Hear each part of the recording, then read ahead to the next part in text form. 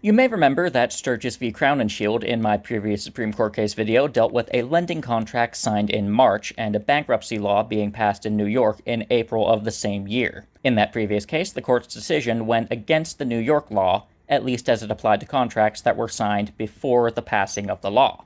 In the Ogden v. Saunders case of 1827, however, these questions got revisited. Let's see if we can keep track of the people who brought this case to court. The moneylender was a guy named Saunders who lived in Kentucky. The debtor, Ogden, was a citizen of Louisiana who happened to live in New York. Now, because this lending contract was made after the signing of the New York law, this case could be brought up again. The New York law in question was the same one from Sturgis v. Crown and Shield. People who were unable to settle a debt could surrender their property to the government.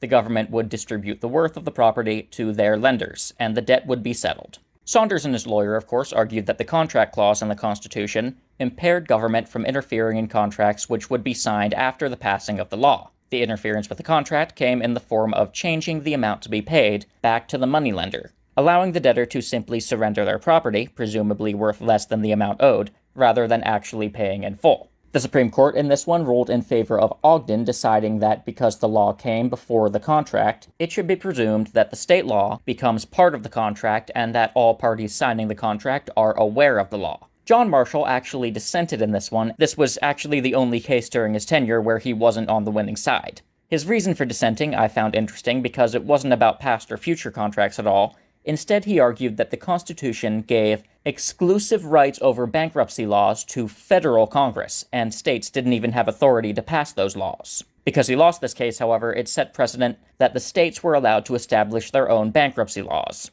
Interestingly enough, the states would go hog wild with this permission over the decades, and the vastly different laws between states in this area of law caused federal Congress to pass a uniform bankruptcy law in 1898. Marshall was apparently a sage of a man. You can read all about that big boy, called the Nelson Act, down in the description. See you next time.